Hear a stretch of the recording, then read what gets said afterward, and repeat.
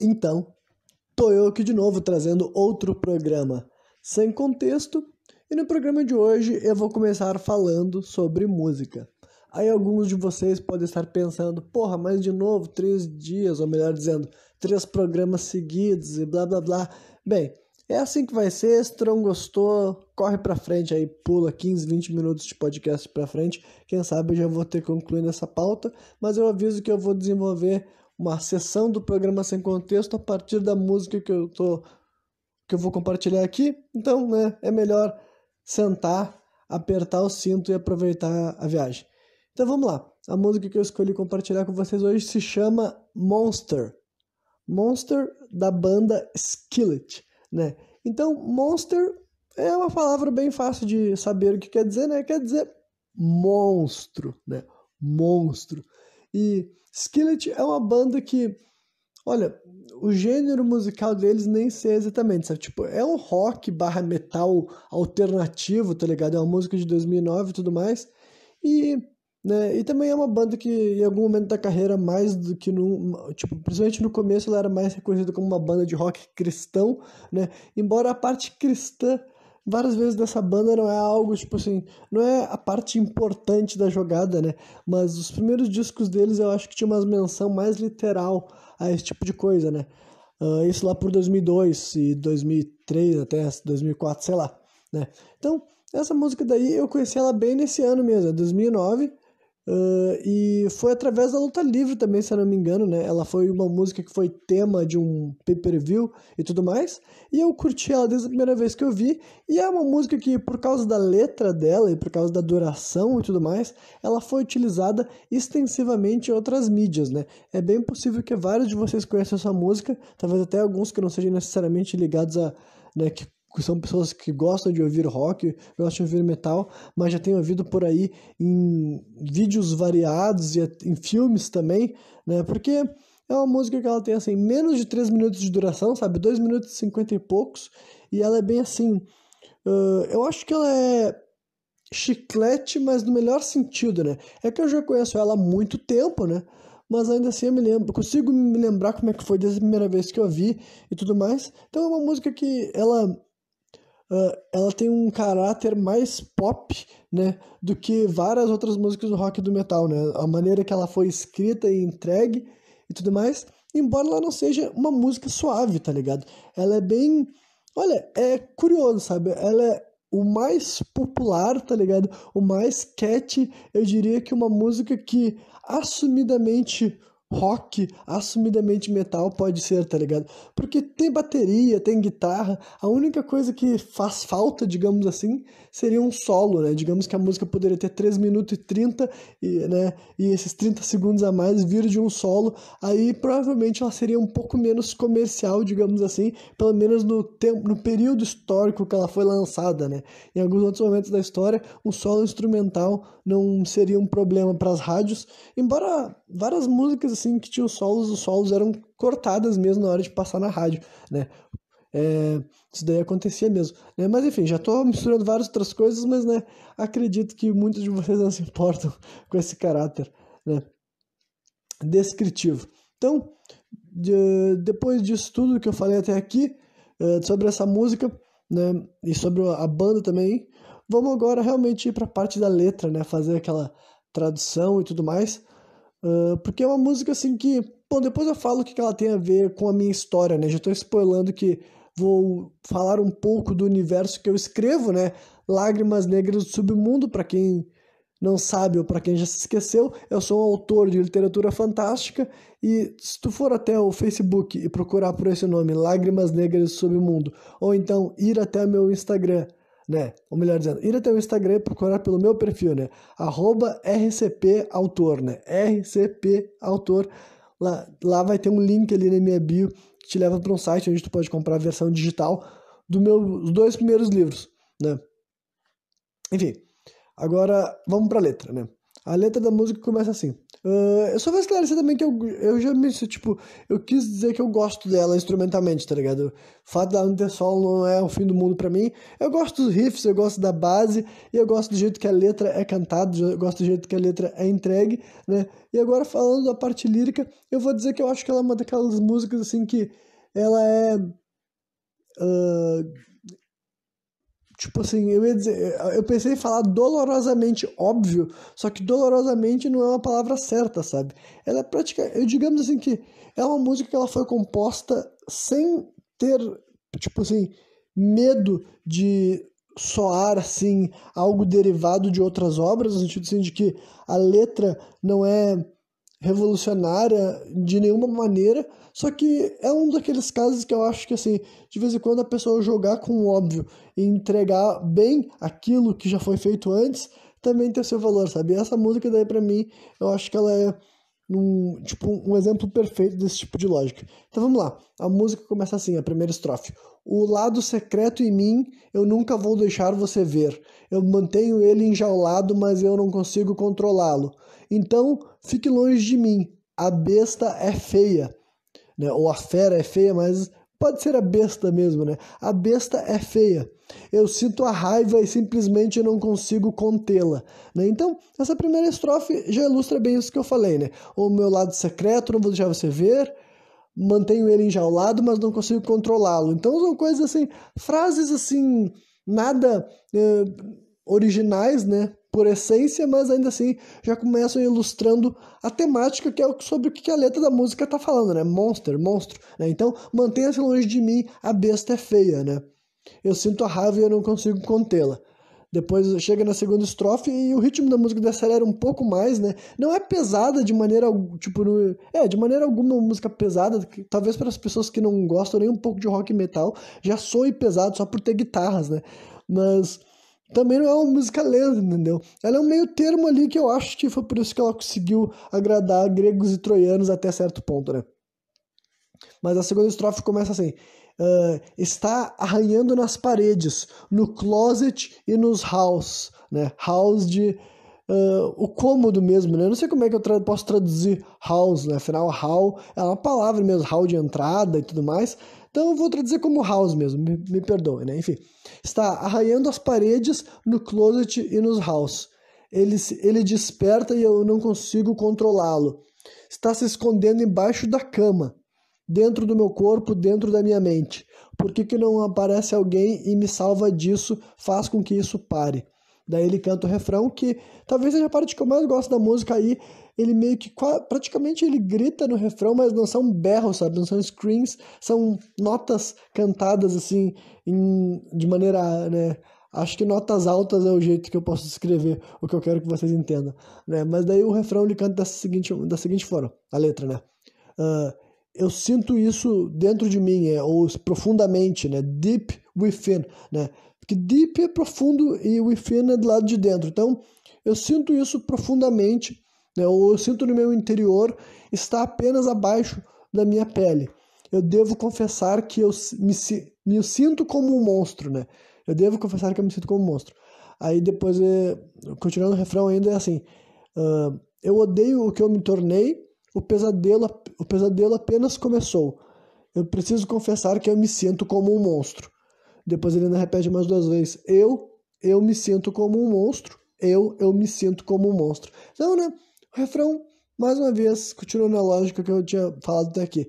São frases que eu agora vou reforçar o caráter que eu acho assim bacana também, sabe? São frases assim que eu acho que tem palavras que são identificáveis, tá ligado? A gente consegue montar uma ideia clara do que a música quer que a gente perceba, e a certo ponto, né, entendendo que não, a música pode ser levada do lado literal, que é o lado que eu quero levar, tipo, é o lado que eu vou interpretar depois, né, porque essa música se encaixa mais com a minha obra no sentido literal mesmo, sabe? Como se alguém pudesse ser um monstro, ou alguém ter um monstro vivendo dentro de si, digamos assim.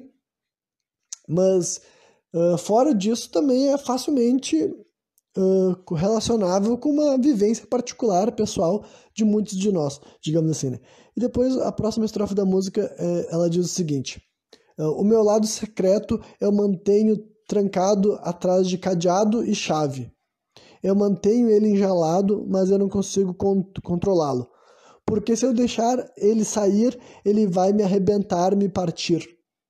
Por que não aparece alguém? Por que alguém não aparece e me salva disso, faz com que isso termine, né? Então, mais uma vez, para mim, mais uma vez não, isso não faz sentido, mas o que eu quero dizer é que essa música, desde a primeira vez que eu ouvi ela, por alguma razão, eu já correlacionei com a maldição do lobisomem, sabe? Em primeiro lugar, porque eu sou apaixonado por lobisomem, né? Qualquer um que é audiência deste programa já me ouviu falar isso alguma vez. E por ter esse caráter, assim, né? De ser algo, de ter um monstro e que se ele vir à tona, tu vai pagar caro por isso, entendeu? Por deixar ele assumir, digamos assim. Então isso daí, pra mim, né, foi muito identificável com isso. Também ele fala de garras e logo mais ele vai falar de dentes, né? Então, criaturas com garras e dentes, pra mim, o lobisomem com certeza viria na frente da fila, né? E depois ele vai cantar o refrão, só que daí eu vou ler só mais uma vez no final, né? Porque depois que ele canta o refrão, agora 2 vezes praticamente, ele canta depois daí a bridge da música, né? Que poderia ter um solo antes da bridge ou pós a bridge, né? Pra ficar ainda melhor essa música, eu diria. Né? Mas daí a bridge, que também é muito maneira, eu gosto bastante, ele canta assim: está se escondendo, está se escondendo na escuridão, os dentes dele são afiados como navalha. Não há escapatória para mim, ele quer minha alma, ele quer o meu coração.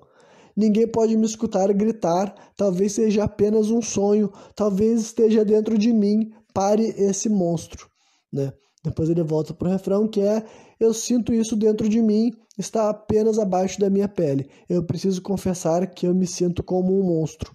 Eu odeio o que eu me tornei, o pesadelo apenas começou. Eu preciso confessar que eu me sinto como um monstro, né? Aí ele repete o refrão mais uma vez e depois ele termina 4 vezes falando: eu me sinto como um monstro, eu me sinto como um monstro e lá, lá, lá, lá. Enfim, essa é a música, né? A música Monster da banda Skillet. Enfim, é uma música fácil de ouvir, como eu acabei de falar pra vocês. Talvez pra muitos seja até esquecível, mas pra mim eu posso dizer que não é o caso, tá ligado? Eu acho ela bacana, quando ela toca várias vezes ainda acho ela maneira. Claro que ela não tem mais o efeito de novidade, né? E como tudo, assim, tem picos, de vez em quando eu estou saturado, não ouço, mas daí quando eu fico meses sem ouvir, né, tem alguma vez que acerta de novo, tá? Tem alguma vez que, tipo assim, faz um bom tempo que eu não ouço essa música, né? Então, vamos ouvir. E 3 minutinhos que passam bem rápido, né? E o imaginário que a letra tá falando, entendeu? É uma dessas músicas que eu posso compartilhar depois de tá chegando a quase 200 programas, tá ligado? Eu posso compartilhar, assim, porque... Olha, não é uma obra-prima, não é magnífica, mas é interessante, é estimulante, é bacana e é tudo que eu posso pedir de uma música, basicamente, né? E pra mim ela tem uma importância maior porque eu já correlacionei ela com a minha obra, porque essa música em si serviu de inspiração para eu melhor elaborar uma ideia que foi, enfim, é um desejo que, né, é uma daquelas coisas que eu sendo um autor de literatura fantástica, né? Fico até fascinado imaginando quais são as coisas que me fazem querer desenvolver certos conceitos e transcrever para as pessoas com palavras certas imagens, certas ideias, certas visões que eu tenho. Eu sei que isso aqui pode ter ficado já um pouco difícil de entender o que eu quero dizer exatamente, mas pode deixar que eu vou traduzir isso de uma forma que todo mundo vai compreender tudo que eu falei agora há pouco, né? É que eu quero dizer que na minha história, né, nesse universo que eu estou criando, Lágrimas Negras do Submundo, atualmente eu estou escrevendo o terceiro livro de uma saga que se passa no mesmo mundo, no mesmo universo, enfim, conta com o mesmo elenco de personagens. Alguns, tipo, vão surgindo com o tempo, outros vão saindo da história, né? Mas ainda assim é o mesmo universo que está sendo desenvolvido. E tem um personagem que eu introduzi no segundo livro, e que agora no terceiro livro especificamente, é onde ele manifestou essa característica aí de ter um monstro dentro dele, né?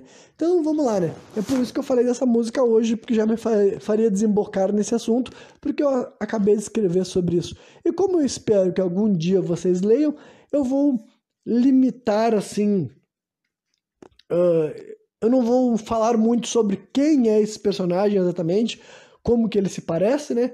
Porque basicamente vocês simplesmente, né, supondo que eu consiga publicar todos os livros da minha saga e supondo que alguns de vocês leiam toda a saga por inteiro, ainda assim vocês não vão saber necessariamente quem é o personagem que no terceiro livro se mostrará um monstro, né? Digamos assim. E o que exatamente eu quero dizer com isso? Mas algumas partes desse conceito eu vou desenvolver hoje porque, né, quando eu entro no assunto eu tenho algum objetivo, né? Eu quero pelo menos criar, tipo, compartilhar com a audiência algo que seja estimulante psicologicamente, e isso também já me ajuda como escritor, porque isso cria incentivo nas pessoas a entenderem e a apreciarem o valor de tu aprender a construir com o teu próprio cérebro aquilo que tu enxerga, né?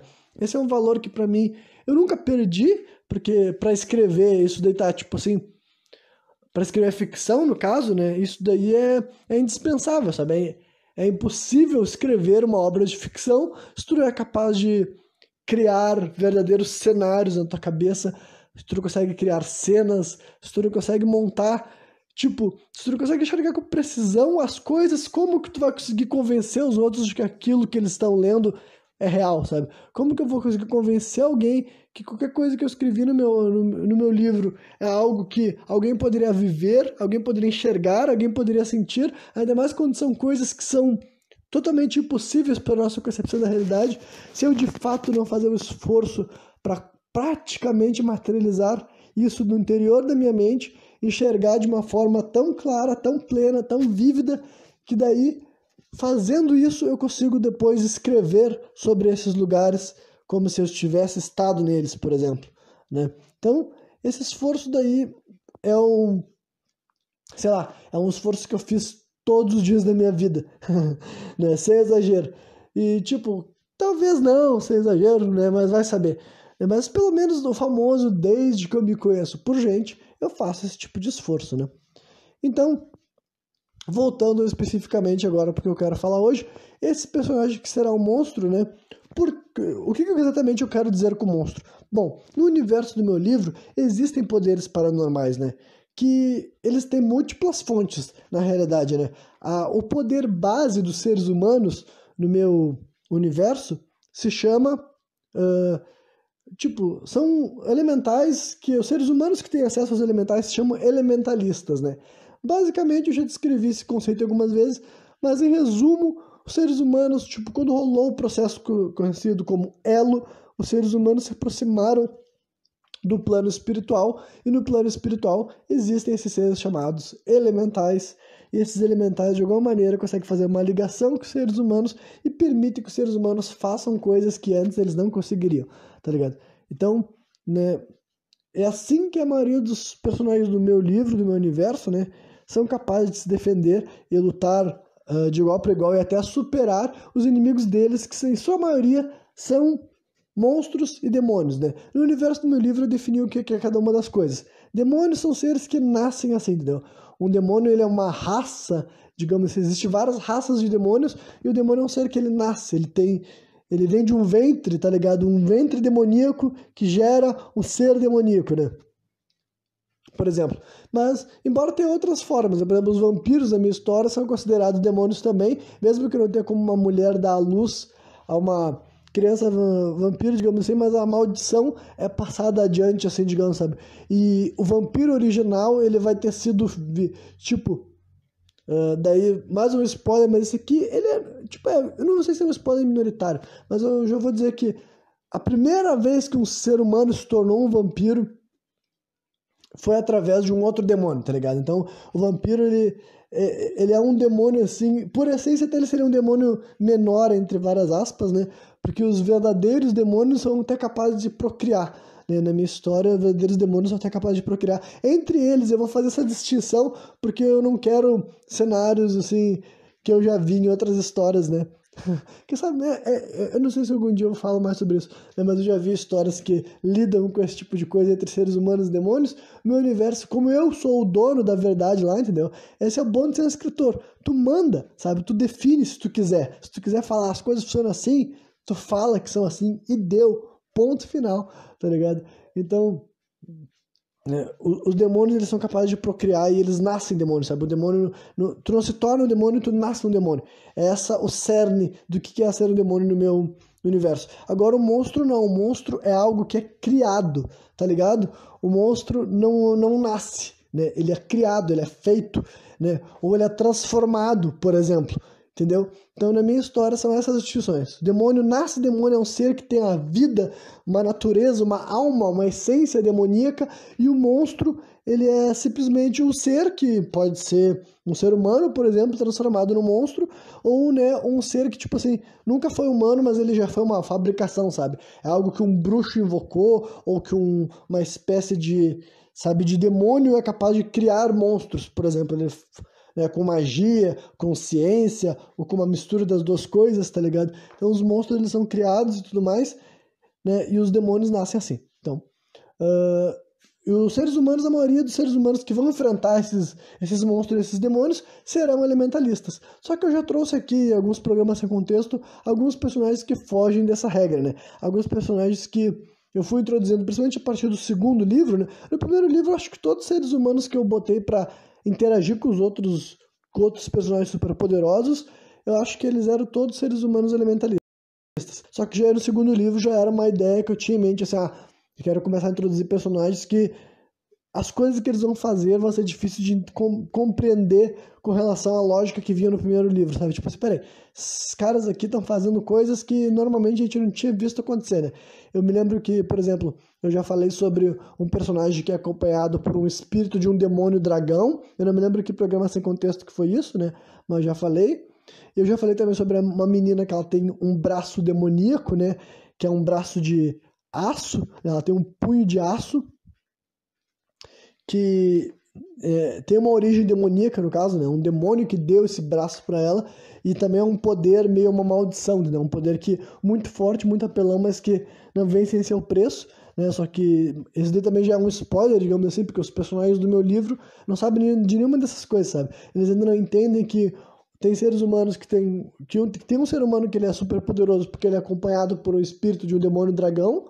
Eles não entendem que tem uma mulher que tem um braço um punho de aço que ela recebeu como maldição, digamos assim, como uma marca, né, de um demônio. E daí também, no terceiro livro também, eles vão ver um personagem que eles não sabiam que era um monstro se manifestar como um monstro. E por que eu tô chamando de monstro? É porque daí eu vou dizer que ele também tem uma origem diferente, tá ligado? Aí, isso aqui vai ser um spoiler, mas é uma daquelas coisas que, como isso aqui é do meu terceiro livro, tipo, na verdade, no terceiro livro eles vão ver o personagem agindo, só que eu acho que eles não vão saber nem a origem, né? Eu acho que a origem desse personagem só vai ser dada no próximo livro. Sim, vai ter até um próximo livro. Se fuderam, né? Mas enfim. Acho que a origem dessa história vai ser só no quarto livro, e eu com certeza vou elaborar melhor, eu vou desenvolver melhor, só que eu já quero compartilhar o que eu tenho até aqui para ficar mais estimulante esse papo, né? Porque esse personagem, basicamente, ele era um monstro desde antes de acontecer o elo. Tipo, ele vai ser uma espécie até de easter egg, né? Que é um easter egg da história que eu vou desenvolver no futuro, né? Há muito tempo atrás eu gravei 2 programas sem contexto que eu falava sobre um universo que eu ainda não escrevi, que é um universo que vai estar sendo também um cenário apocalíptico, só que sem lado paranormal, sem lado espiritual, só que também poderes científicos, digamos, sabe? Uma linha mais assim, só não é super-herói, mas assim, uma linha super vilões, tipo armas humanas, tá ligado? Um bagulho assim nessa linha, né? É isso que eu vou outro universo à parte que eu vou desenvolver, eu vou escrever algum dia e tal. E nesse universo as pessoas vão ter poderes graças à ciência, sabe? Avanços científicos, né, que são capazes de manipular as pessoas geneticamente para elas fazerem coisas que hoje em dia parece ficção, parece absurdo, que a gente vê em histórias assim de super-heróis gringas, né? Então, só que daí, nesse meu primeiro livro, vai ter um personagem que é isso. E eu acredito que, tipo, hoje em dia que eu já investiguei muito, né, as minhas influências, eu acho que a minha primeira fonte de inspiração para isso deve ter sido, tipo, Resident Evil, tá ligado? Porque a história que eu estou elaborando, e tudo isso pode ser modificado, né, porque eu ainda não escrevi, mas a história que eu estou elaborando é que esse rapaz daí, ele é filho de um cientista militar, né, e ainda não, né, eu posso escolher uma nacionalidade qualquer para ele, porque a minha história não se passa no Brasil, também já falei sobre essa história da polêmica, o brasileiro que não escreve história no Brasil, já falei sobre isso num programa sem contexto, não é aqui que eu vou me repetir sobre isso, né, foda-se. Então, né, eu vou escolher uma nacionalidade qualquer e esse personagem vai ter essa história. Que antes de acontecer o Elo, tá ligado? Porque o Elo é contemporâneo, digamos assim, tá ligado? O Elo, como meu livro não fala datas, é para as pessoas imaginarem que as coisas estão acontecendo no momento que tu lê o livro, sabe? Quando tu abrir o livro, pensa que é isso que está acontecendo numa dimensão paralela, sabe? É isso daí que é para ser a questão do tempo, né? Então o apocalipse está em andamento, né? Só que então esse rapaz daí, antes de acontecer essa invasão dos demônios na Terra, a humanidade já estava fazendo testes em engenharia genética, né? E no caso, esse menino dele já nasceu desde o berço assim, tá ligado? Tipo assim, literalmente, quando a mãe dele estava grávida, o pai dele já começou a injetar coisa na mulher. Aí quando ele nasceu o bebê, ele teve uma criação muito bizarra e com muitas drogas, tá ligado? Com muitas drogas assim pra fazer com que ele virasse algo além de um ser humano comum. E ele de fato virou, sabe? Ele de fato se manifestou. Então é como se ele fosse assim uma subplot dentro da outra plot, sabe? Antes de acontecer a invasão dentro do submundo na Terra, né? Que é a história do meu livro. Nesse mesmo mundo, nesse mesmo universo, tinha uma organização né, internacional querendo desenvolver, né, humanos modificados geneticamente, que basicamente foi por isso que eu citei Resident Evil, tá ligado? É tipo, eu não me lembro qual é, porque eu não lembro qual é a explicação, a primeira explicação das atitudes da Umbrella, mas eu acho que era essa história de armas humanas, tá ligado?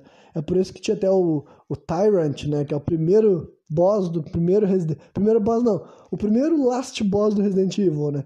O last boss do Resident 1, eu acredito que lá, né, quando a gente vê ele, a gente já descobre que a moral da Umbrella era criar um exército de Tyrant pra lutar, digamos assim, tá ligado?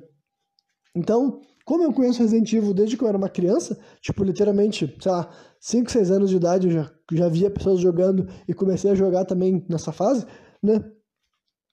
Então eu imagino que deve ser essa primeira fonte de inspiração que eu tive para essa ideia de criar um personagem nesse formato, né? E daí, muito tempo depois, eu ouvi essa música Monster do Skillet e eu comecei a pensar assim, como é que essa música se traduziria para minha história? Afinal, no meu universo podem existir livros, né? Mas livros... No meu podem existir livros também, né? Mas no meu universo podem existir monstros, né? Se podem existir monstros, que tipo de ser humano cantaria essa música, né? Por que tem que ser um ser humano? Sei lá, porque o eu lírico da música parece ser um ser humano, né? Parece ser uma pessoa que tem um monstro vivendo dentro dele, digamos, mas ele não gosta de sucumbir a isso, né? Então, acho que isso alimenta também a ideia de que alguém que se tornou um monstro contra a sua vontade. E é evidente que eu podia ter ido para várias rotas, tá ligado? É evidente que eu não precisava ter ido para a rota desse monstro científico. Mas eu achei interessante, porque daí esse personagem vai ser diferente. Pense como seria bugado isso. Tipo, em primeiro lugar, eu até acho, além de bugado, eu acho assim, super divertido, né? E por que eu falei que é um easter egg da minha outra obra? É que é como se, tipo assim, essas duas obras elas não vão ser interligadas de maneira nenhuma. Tipo assim, quando eu escrever a outra obra, eu não vou dizer que se passa no mesmo universo, sabe? Não vai ser isso. Vai ser, tipo assim, outro planeta Terra, sabe? Outra Terra que não aconteceram os eventos dessa história que eu tô escrevendo agora, tá ligado? São duas sagas totalmente separadas, né? Só que, né, pra quem gosta de brincar com ideias de multiverso, é como se fosse isso, é como se fosse, né, nesse universo que eu tô fazendo agora, também tivesse a ideia de fazer armas humanas, né? Só que, né, nesse primeiro livro, o único personagem da história que vai ter algo sobre isso é esse próprio personagem, tá ligado? Quando descobrirem que ele é um monstro, geral vai ficar assim, caralho, fulano é um monstro, só que inicialmente o que todo mundo pensaria é que ele é um monstro proveniente de alguma questão demoníaca, tá ligado? Que algum demônio fez algo com ele, alguma coisa desse tipo. E daí algum dia, quando, né, rolar o momento, assim, das pessoas falarem com ele, porra, mano, e aí, qual é a história desses teus poderes aí bizarros aí? Como é que tu vira esse monstrengo, né? Sobre a aparência dele, eu confesso que eu ainda não defini, mas eu tenho certeza que ele vai também ser algo nesse molde, assim, estilo Resident Evil, principalmente os 3 primeiros Resident, tá ligado? Eu sei que ele vai ser assim, quando ele se transformar no monstro, sabe? Ele vai aumentar de tamanho, ele vai ter, tipo assim, um corpo feião, sabe? Eu não sei se ele vai ter um olho no ombro, sabe? Pique William Birkin, sabe? Lá do Resident Evil e tudo mais, né? Ou se ele vai ter tentáculos, tipo outras versões, tipo aquela versão do Nemesis que ele já tá sem armadura, sabe? Uma versão com tentáculos e tudo mais. Como é que esse daí vai ficar o rosto dele, se a cabeça dele vai esticar ou não, se ele ainda vai ficar com, né, se ele vai ter 3 braços, 4 braços, sabe? Se ele vai cuspir alguma coisa, disparar alguma coisa, se o sangue dele vai ser venenoso, enfim, tudo isso eu vou elaborar, mas ele vai ser feio, sabe? Tipo assim, eu quero que ele seja um monstrengo asqueroso quando ele usar esses poderes. Não é pra ser uma coisa assim pouca, é pra remeter também aos filmes gore, trash de monstrengo que eu gosto assim dos anos 80. Ele vai ter, tipo, tudo isso vai vir nesse personagem, tá ligado? Então, pense nisso, ele vai pegar, ele vai ter essa transformação, de um dia vão me perguntar pra ele, porra, o camarada desse teu poder, como é que foi, algum demônio te amaldiçoou? Conta pra nós, conta pra nós. E daí, o pessoal vai descobrir uma história que vai arrepiar o cu de todo mundo, porque vai descobrir que não, eu já era isso antes do fim do mundo, sabe? Quando eu vou criar uma história da primeira vez que ele virou um monstro, né? Quando ele ainda era uma criança, e o que que ele fez, o que que ele sentiu, ele vai dizer como é que é, tipo, a mentalidade dele versão humana, e a mentalidade dele versão monstro, e as memórias, o que ele sente, e o que que isso tem, o que que isso tem funcionado ao longo do tempo. Só que também, né, vai ter essa justiça poética, digamos assim, né? Que ele odiava a vida dele, ele odiava ser um monstro, ele odiava a si mesmo, né? Ele, a vida inteira, tipo, ele vai ter um bagulho assim que... o pai dele também, eu vou... tipo, vai ser um personagem importante, tipo, no sentido assim, de que eu não sei se ele vai estar vivo ou morto, mas o pai dele vai ser uma figura que vai ser mencionada, tá ligado? E ele vai dizer assim que a relação dele com esse pai dele era assim, eu amava, mas odiava, eu queria que ele morresse, eu queria me matar, só que o pai dele, por saber que o quão fodido ia ser criar esse filho monstro, né, ele sempre investiu, digamos assim, pesadamente na saúde mental do filho e na manipulação também do filho, porque ele sabia, bom, esse guri aqui vai nascer atormentado, então eu vou ter que estar sempre falando com ele sobre isso, sobre como que isso um dia vai ser importante e sobre como que um dia tudo isso vai fazer sentido e ele vai me agradecer, sabe? O pai dele sempre falava isso pra ele e ele tava assim, porra, pai, o tempo tá passando e eu não tô ficando feliz por ser um monstro, né? E vai ter, eu já tô elaborando que vai ter alguns capítulos, tipo assim, sei lá, que ele vai ter assassinado uma namorada sem querer, tá ligado? Uma primeira namorada na primeira transa, um bagulho assim, sabe?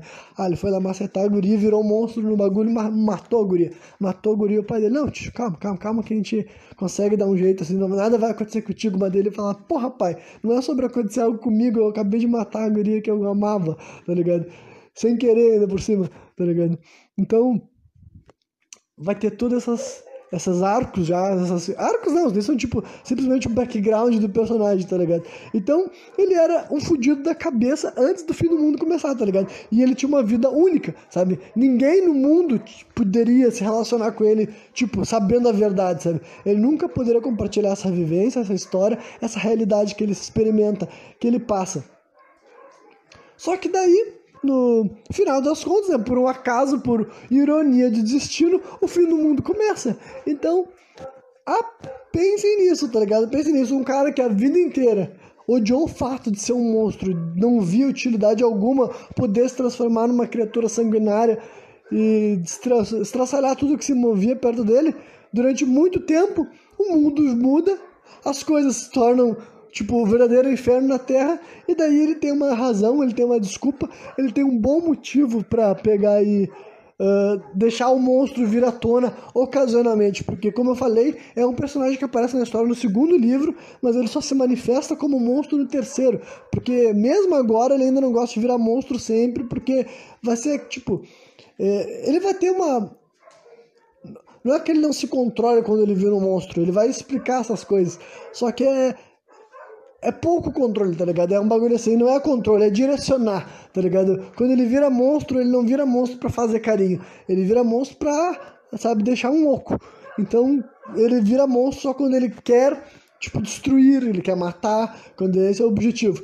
E quando não for uma situação que ele tá disposto a correr o risco de matar mais gente do que ele precisa, ele nem corre isso, tá ligado? Então, no segundo livro que eu escrevi, ele não passou por uma cena assim, mas no terceiro livro vai passar por um momento que, tipo assim, pra ele não morrer, ele vai pegar, ele vai mostrar, assim, vou mostrar um bagulho louco aqui pra vocês, né?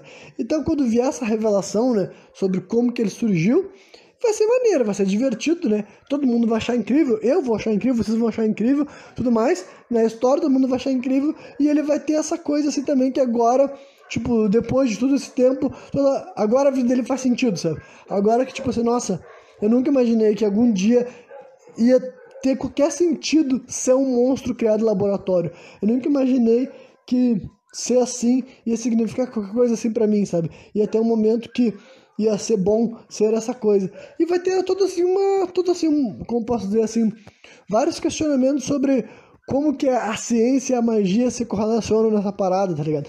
Porque os poderes deles são mágicos também? Não são, ou são agora, sabe? E o que isso quer dizer com a alma dele, sabe? A alma dele não é humana, ele é um monstro, ele não pode ser culpado por elemental, ou, peraí, ele é culpado por elemental? Então ele é um monstro que ainda por cima tem um poder mágico que ele não conhece, por exemplo, sabe? Todas essas perguntas vão entrar sobre como que esse cara se encaixa com relação ao restante dos personagens da história, tá ligado?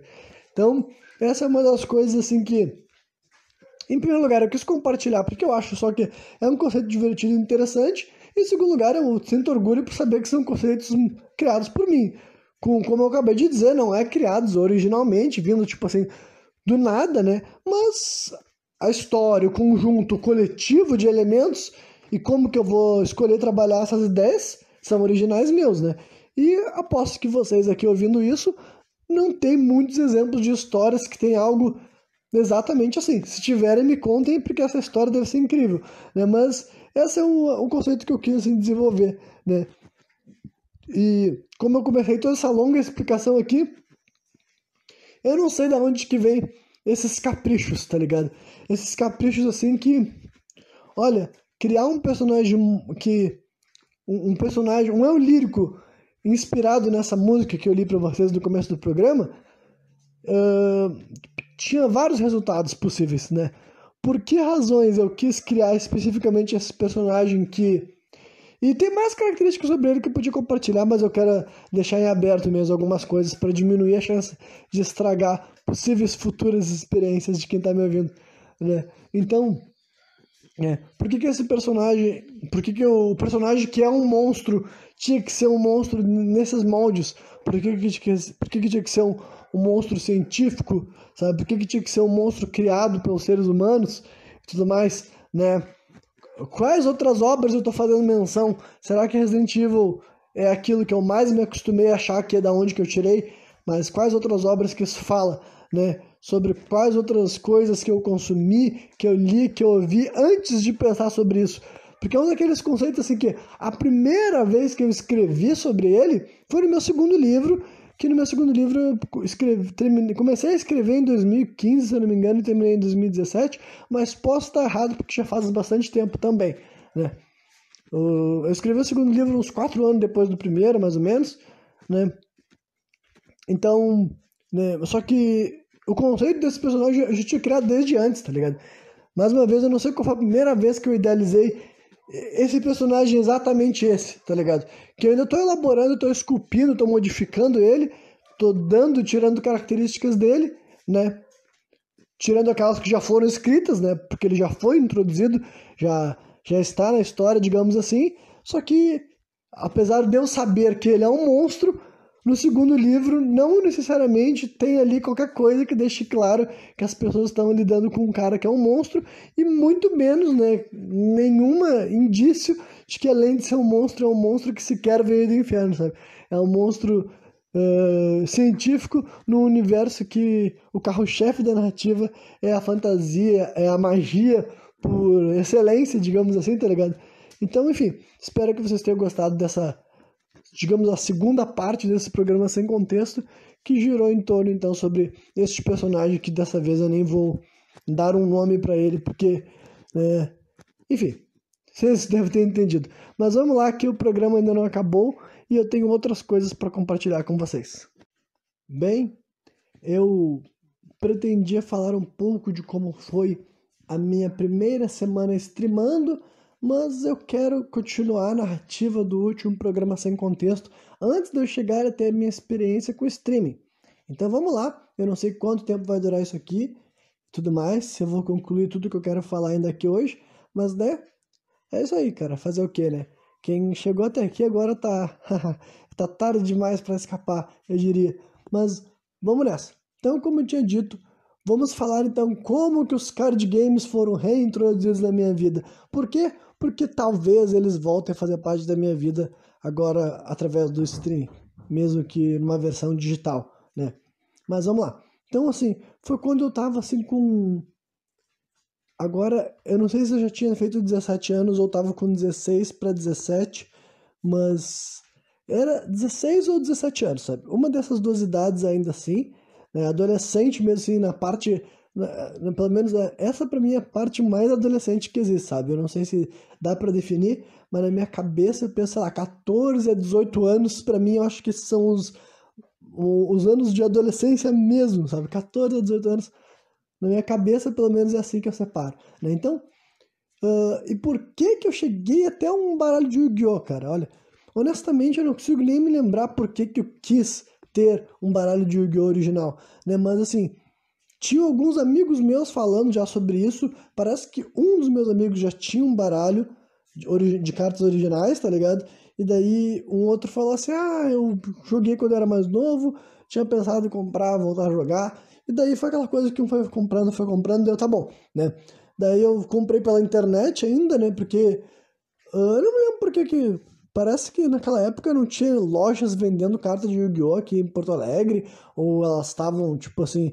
não tava valendo a pena, mas eu me lembro que eu acabei comprando um baralho pela internet, ou eu nem conhecia mais as lojas que tinha coisa desse tipo, sei lá, cara. Mas eu lembro que eu comprei um baralho pela internet e passei, assim, por vários, assim, eu não vou entrar na experiência enquanto...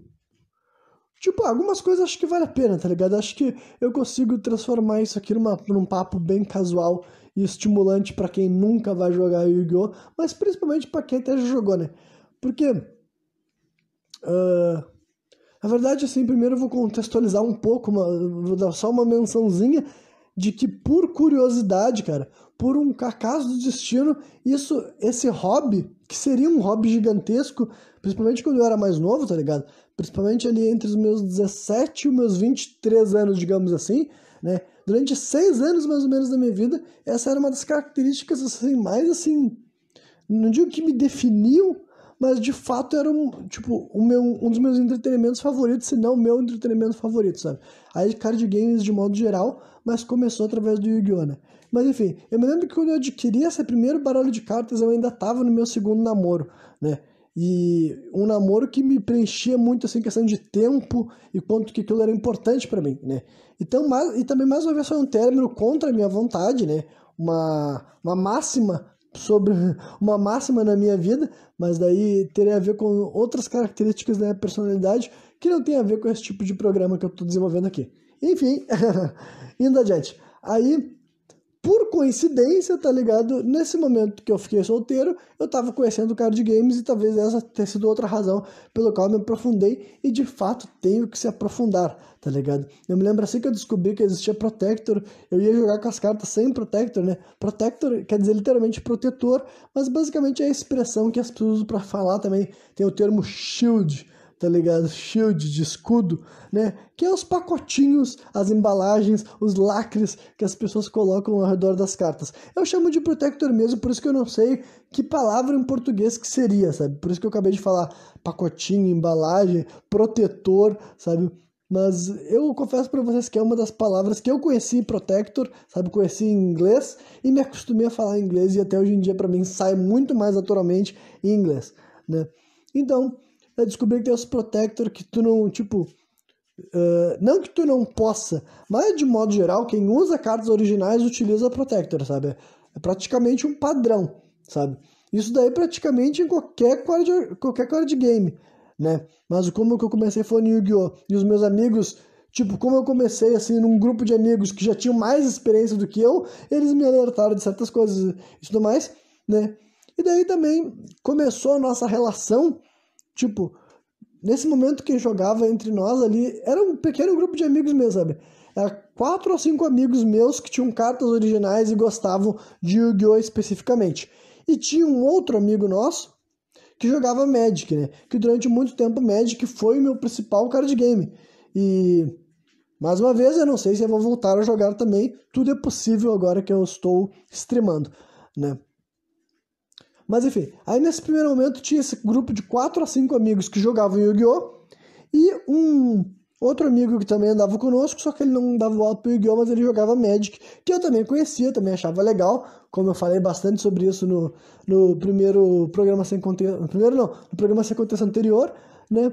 Só que também eu nunca tinha jogado depois de adolescente, né? Nunca tinha jogado uma partida real de Magic, na verdade. Então, e eu tava conhecendo o Yu-Gi-Oh! E tava dando muita bola, tava curtindo mesmo. Só que tava só entre meus amigos e jogando também no videogame. Lembro que nessa época o Yu-Gi-Oh! Que eu jogava no videogame era o Yu-Gi-Oh!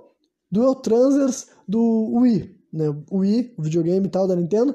E era esse que eu jogava. Acho que até foi por isso que eu quis comprar, na verdade. Eu acho que um amigo meu tava jogando algum Yu-Gi-Oh! Num emulador. E eu fui ver, né? Eu fui ver qual Yu-Gi-Oh! Que tinha pra Wii. Tinha o Duel Transers, eu joguei, me diverti bastante jogando no videogame. E eu até acho que é uma boa experiência, tipo assim, acho que aprender card games através de jogos de videogame era uma boa experiência. Magic nunca teve, tipo, depois ele teve pra videogames mais modernos, né? Mas pra Play 1, os jogos de Magic pra Play 1 não eram muito parecidos com com o Magic de verdade, e pra Play 2 eu acho que não teve nenhum, sabe? Magic demorou, assim, tinha Magics pra computador, mas demorou pra ter pra console, digamos assim, né? E depois hoje em dia tem, né? Enfim, depois eu falo sobre as versões digitais de Yu-Gi-Oh! E Magic. Só que nessa época eu não conhecia nada disso, né? Mas eu tava conhecendo Yu-Gi-Oh! De card game, tava gostando, e daí nós ficamos sabendo, não sei como também, da lenda de que na Casa de Cultura Mário Quintana, lá no quinto andar, o pessoal se reunia para jogar card games, né? Não sei como isso chegou até os ouvidos de algum de nós, né? A Casa de Cultura Mário Quintana é um espaço cultural que tem no centro. Eu gosto bastante, justamente por ser um espaço público e tudo mais, né? Frequentei durante muito tempo, principalmente para jogar, mas já fui também lá para passear, já fui em encontros, por exemplo.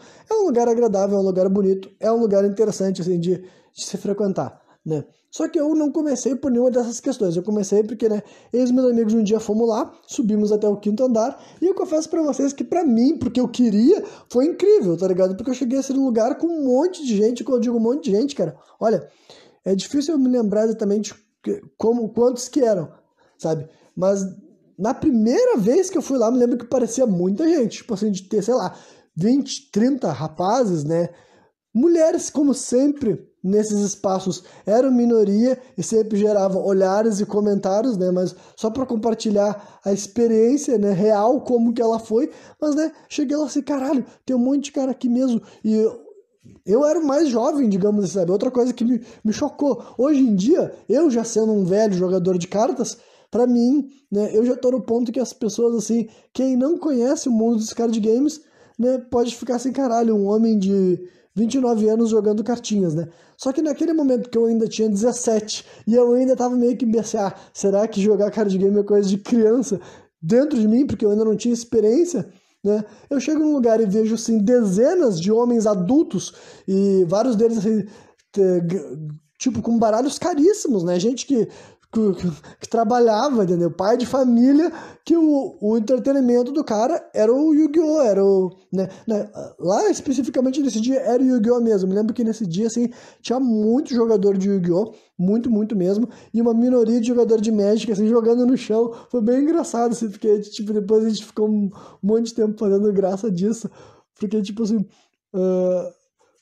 Como a gente não jogava Magic, tinha só um amigo meu que jogava, tipo, mas a gente não tava zoando dele sério, sabe? Só pra entender, a gente não tava fazendo um bullying real, né? Mas eu e os meus amigos jogadores de Yu-Gi-Oh! Ficavam caçoando do meu amigo jogador de Magic, porque Tipo, naquele primeiro momento que a gente foi na Casa de Cultura, né, era uma minoria de jogadores de Magic, muitos jogadores de Yu-Gi-Oh! E os poucos jogadores de Magic que estavam assim no cantinho jogando no chão, sabe? Enquanto tinha dezenas de jogadores de Yu-Gi-Oh! Falando super alto e ocupando várias mesas. Então, era uma piada pronta, era só aproveitar e fazer, né? Então a gente caçava do nosso amigo, assim. Mas enfim, essa primeira experiência pra mim foi assim, cara, sem exagero, foi assim, transformadora, sabe? Essa é a palavra certa, porque foi a partir dali que eu vi, caralho, eu quero me divertir assim, tá ligado? Eu quero fazer baralhos, eu quero jogar, quero vencer, eu quero jogar com meus amigos, eu quero trocar cartas, enfim. E quando eu vi que tinha uma cultura de fazer isso, que as pessoas se reuniam,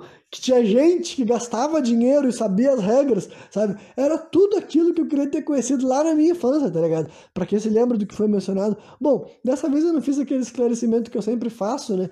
De dizendo, olha, esse programa aqui é derivado do programa anterior, blá, blá, blá. Mas, bom, espero que vocês tenham percebido. Se tu não tá percebendo, tipo, se tu não tinha notado até agora, é melhor tu parar de ouvir aqui, escutar o programa sem contexto anterior e depois continuar a experiência. Mas agora, vamos prosseguir.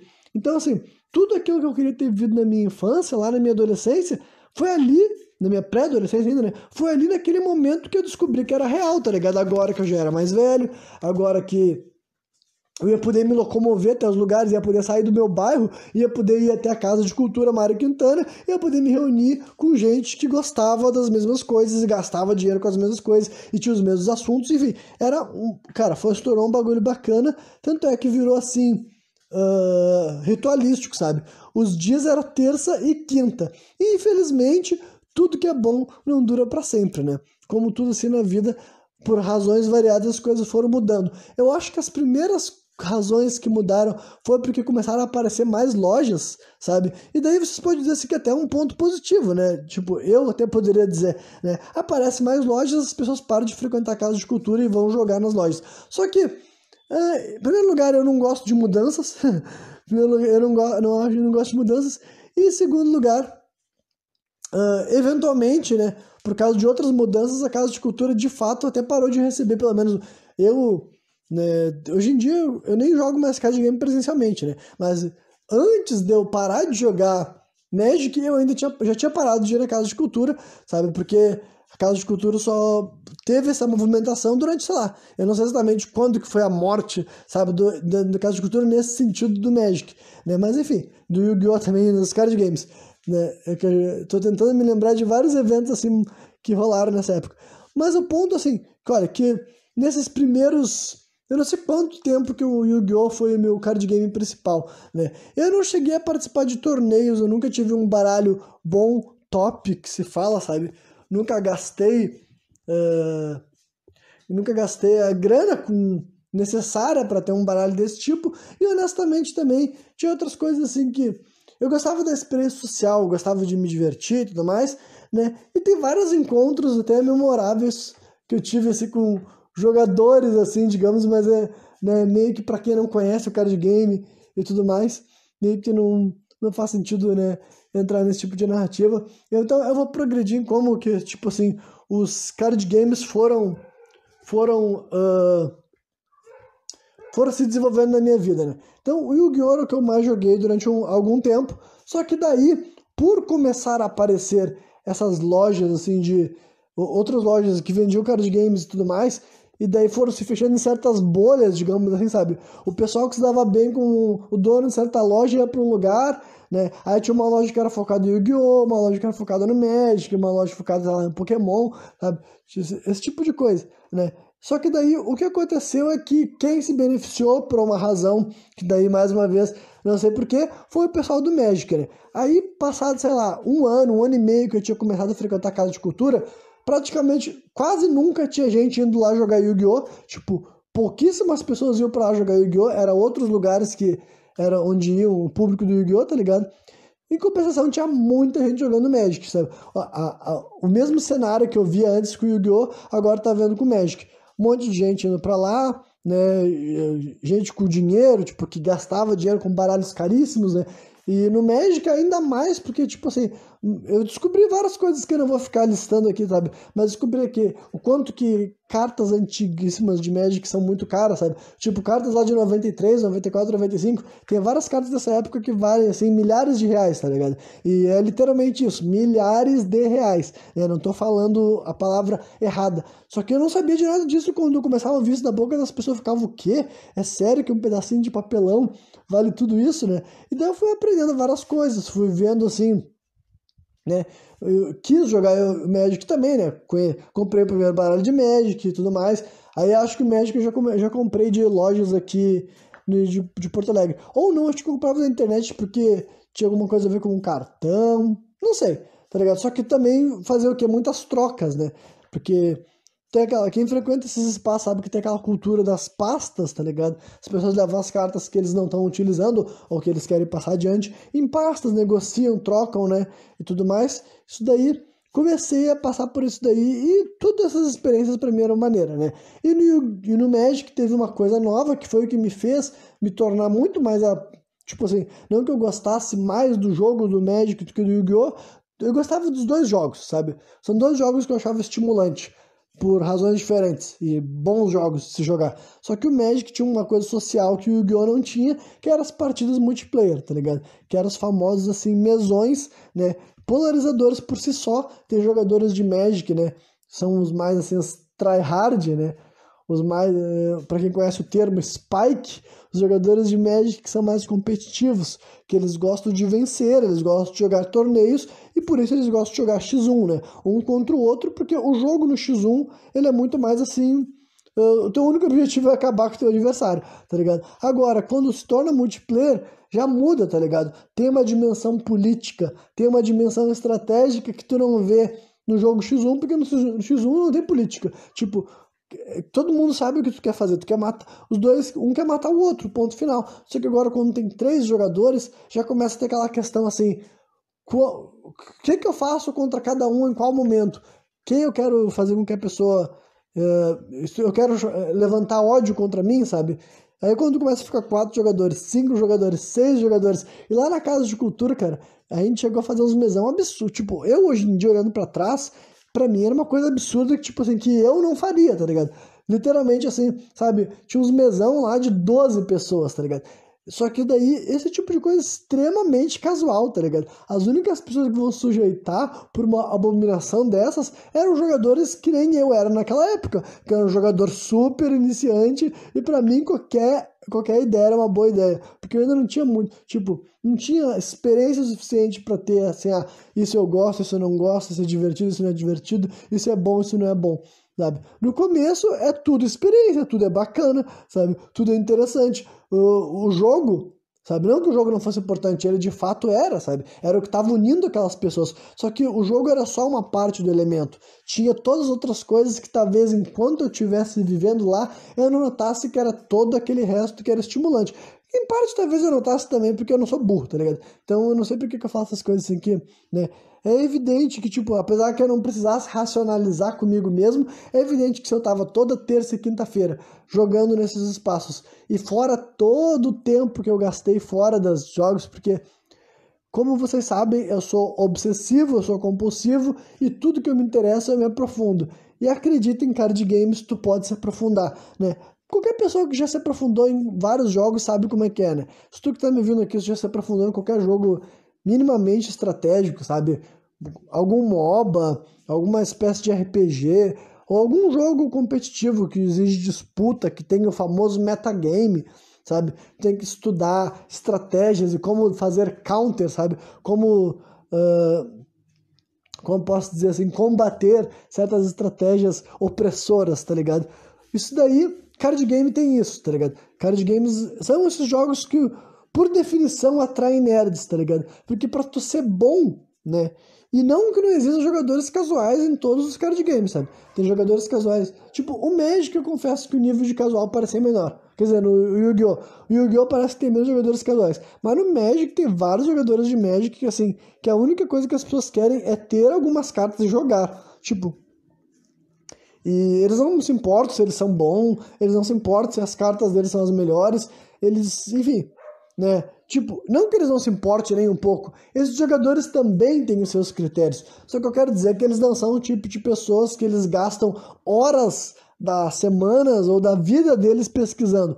Por outro lado, até eu que não era jogador de torneio, porque também tem jogador de torneio, também tem pro player de card game, tá ligado? Assim como tem pro player de esports, né? Mas, por outro lado, tem gente que...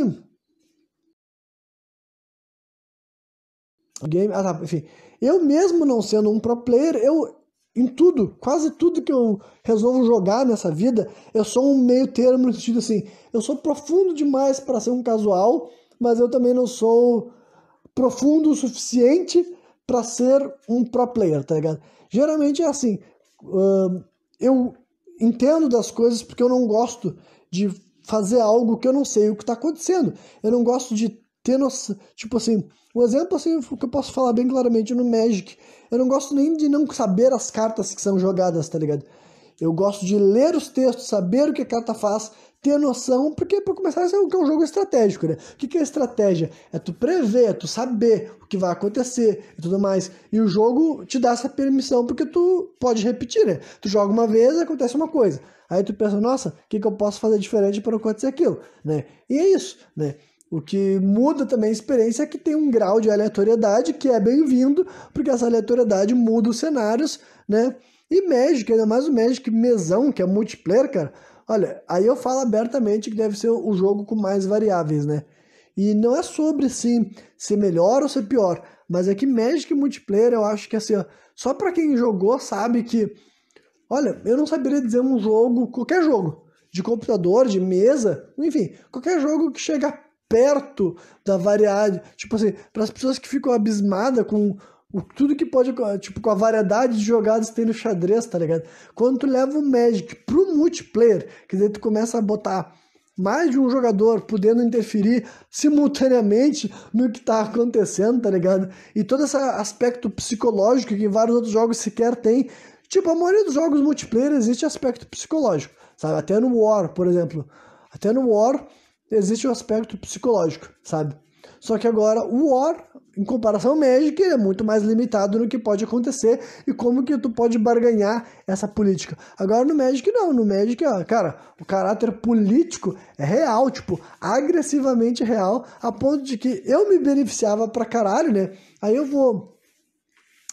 eu tô sentindo que esse programa não vai chegar até onde ele deveria, né? Porque ele deveria chegar até os card games digitais, que é onde tudo isso se torna importante, entre várias aspas, né? Mas como eu falei pra caralho da música, mas principalmente do monstro, do personagem do meu livro, no caso, né?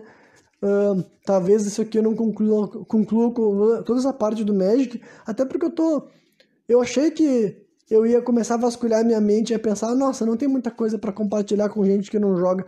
Só que no final eu acho que tem, tá ligado? Eu acho que tem, porque, enfim, pelo menos vocês estão sabendo um pouco mais de uma subcultura nerd que vocês não conheciam, e como eu tô falando, isso daí é mais, tipo, é mais relacionável com outras culturas do que se imagina, tá ligado? É mais relacionável com a cultura dos esportes, por exemplo, do que pode parecer inicialmente, tá ligado? Mas, enfim, aí o que eu ia dizer é a parte política e como isso me beneficia. Porque vocês estão me ouvindo aqui durante um bom tempo, e se vocês estão me escutando durante um bom tempo aqui, vocês devem imaginar que eu também tinha essa capacidade de fazer as pessoas me ouvirem durante uma partida de Magic, tá ligado?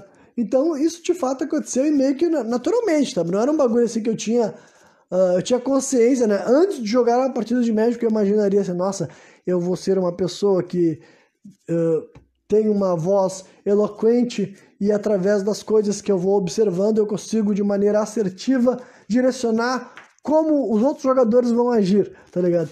Em resumo e conclusão, né, isso acabou gerando ao longo do tempo um meme, né, interno entre os meus amigos, tipo que o Renan era manipulador, tá ligado? Isso falando de partidas de Magic, né? Não que alguns deles não pudessem me achar, né? Principalmente alguns ex-amigos, né? Porque também existem esses, né? Alguns ex-amigos que podem me achar manipulador na vida real, né? Mas dentro das partidas de Magic, é que esse é o problema de ter grupos de amigos que jogam consistentemente, tá ligado? É um bagulho assim que, enquanto tava surgindo, ninguém sabia. Mas depois de 2, 3 anos a gente jogando, as pessoas começaram a falar, porra, mas o Renan quase sempre vence. E o Renan quase sempre vence porque ele começa, tipo, construir uma narrativa no meio do jogo que faz sentido que as pessoas todas se movam, sabe, em direção ao que ele quer. E várias vezes isso não era tão consciente assim, no sentido assim, que eu não tava assim, haha, vou ser um grande manipulador. Mas só pelo meu jeito de jogar, sabe, o meu jeito de jogar fazendo observações assim que...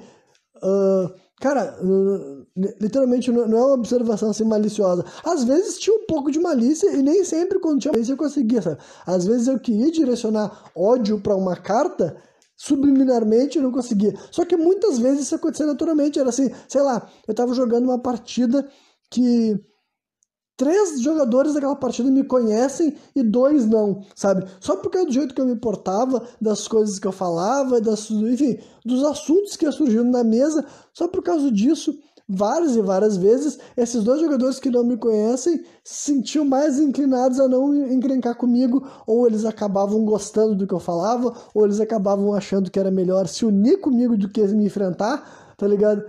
Acontecia todas essas dinâmicas, né? Então, é um negócio que também tipo, um reforço positivo, tá ligado? É um bagulho que assim, eu penso, nossa, jogar multiplayer é muito divertido pra mim, porque eu uso bem um recurso que muita gente não usa, sabe? Muito jogador de Magic, experiente também, né? Usa ele experiente, é claro que não, né? O cara mal sabe jogar Magic, ele vai conseguir, tipo, ele tá lendo as cartas dele pra entender o que elas fazem, porque isso acontece muito, né? Tipo, quando tu vai jogar com um novato, né? Tu sabe disso, sabe que o cara vai estar lendo as cartas, ele vai dizer, vai fazer jogada que não pode, tu vai dizer, não, pera, isso daí não funciona desse jeito, tu vai ter que ensinar o cara no meio do jogo, faz parte. Então tu não vai esperar que esse sujeito que tá assim nos baby steps, né, dando seus primeiros passos dentro do jogo, tu não vai esperar que esse cara vai estar ligado na psicologia, sabe? Vai estar ligado não, eu não vou falar certas coisas antes da hora, eu não vou ameaçar se eu não tenho como fazer algo a respeito, sabe? Isso daí veio com o tempo, né? Até comigo veio com o tempo, sabe? Só que, né, em playgroup surge mais rápido, porque tu tá jogando com os teus amigos, essas coisas surgem mais facilmente. Por exemplo, porque tu já vai estar acostumado com as tuas cartas, tu vai entender mais ou menos, as tensões começam menores, só que elas vão se aumentando ao longo da noite, ao longo que vai surgindo rixa, ao longo que vai surgindo assim, né, recalque, mágoas sendo levadas de um jogo em diante, por exemplo. Então, né, essa foi uma coisa que eu posso dizer que é um aspecto praticamente social que está incluído em uma forma de se jogar Magic, que para mim sempre foi bem-vinda, sempre foi divertida e tudo mais. E daí, eu acho que até posso... que eu ainda não mencionei nada dos card games digitais, né? Porque, tipo, tem algum momento que como posso dizer assim, as duas coisas começam a dar junto, tá ligado? Até onde eu me lembro. Porque eu me lembro qual foram os primeiros jogos digitais, assim, de cartas, né? Que começaram a consumir meu tempo. E foi aí que eu comecei a me ligar o quanto que era um tema recorrente, que, tipo assim, né? Como eu tinha gostado muito de Yu-Gi-Oh! Aí agora, depois eu tava gostando muito de Magic. E também depois eu conheci o primeiro card game que eu joguei digital, era um que não existe mais, inclusive. Que era um jogo da Ubisoft, né? Mas eu não sei o quanto que era a Ubisoft que fazia, ou que era ela que publicava, né? Mas é um jogo da franquia Might and Magic, né? Might and Magic é uma franquia dá pra dizer que é RPG de turno, RPG de turno não sei se dá pra chamar de RPG, nem RTS, mas é um jogo de estratégia em turnos, isso que eu queria ter dito. Esse Might and Magic, tipo, na verdade o original Might and Magic é um jogo de RPG mesmo, depois saiu Heroes of Might and Magic, que é um jogo de estratégia em turnos, e daí lá em 2008, não, um pouco mais, não sei se é 2008, mas enfim, lá por 2009, 2010 mais ou menos, a Ubisoft publicou daí um jogo chamado Duel of Champions, que ele se passava nesse universo desses Heroes of Might and Magic, sabe? E ele durou alguns anos, daqueles vários jogos que um dia saiu do ar, né? Ele durou uns 2 ou 3 anos só, né? Mas 2 ou 3 anos foi o primeiro jogo que eu conheci de cartas digitais e eu também adorei, eu me viciei, joguei, amanheci, tipo, foi um dos primeiros jogos de computador que eu amanheci jogando, né? Eu já tinha feito esse tipo de coisa com videogame, mas o computador foi um dos primeiros jogos que eu passei por esse tipo de experiência na minha vida, foi com o Duel of Champions, e daí foi que eu me liguei assim, caralho, engraçado que com cartinha física eu gosto pra caralho, eu me encanto. Aí com cartinha digital também, né? Eu gosto pra caralho, né? E até posso mencionar assim, bom, aí vai ficar um caráter meio brisado, né? E vai interromper um pouco a progressão, mas espero que não seja um problema para vocês. Bem, no final das contas, como eu acabei não postando o programa na madrugada de domingo para segunda, que foi quando eu acabei de falar essas coisas que vocês escutaram aí por último, quando eu me acordei na segunda-feira, a minha internet foi pro saco logo após, né? E daí eu não tinha conseguido gravar a conclusão. No final das contas eu não tinha decidido ainda se eu ia falar sobre algumas partes assim sociais, algumas curiosidades, ou talvez pelo menos. Eu não sei se seria curiosidade, coisa engraçada, divertida, né? Não sei como é que eu definiria esse tipo de questão, ou finalmente introduziria mais aprofundadamente a parte dos jogos digitais, né? No que eu tô tentando fazer aqui. Só que, enfim, né? No final das contas, hoje já é terça-feira, né? Então, isso quer dizer que oficialmente essa foi o intervalo maior de um programa sem contexto pro outro, né? Chegou a fechar 8 dias que eu fiquei sem postar um programa. Só que, né, eu sei que na verdade era pra ter de 7 dias, era pra ter de uma semana e tudo mais. Só que, bem, no final realmente eu tô só preenchendo um pouco aqui esse programa e para dizer que eu vou parar ele por aqui, sabe? Simplesmente como aconteceu isso daí, eu podia ter buscado assim, continuar indo para algum lado, desenvolver o programa, mas eu vi que já passou de 1h10 agora nesse momento, já está mais longo do que os 2 últimos programas sem contexto, mas então é isso aí. Esperem que mais uma vez daqui a 7 dias eu vou voltar aqui, vou atualizar essa questão. Não sei exatamente como que eu vou começar, onde que eu vou parar, mas o que é certo é que esse projeto vai seguir adiante e logo logo, eventualmente, esperem programas sobre outros temas, sobre outros tópicos, né?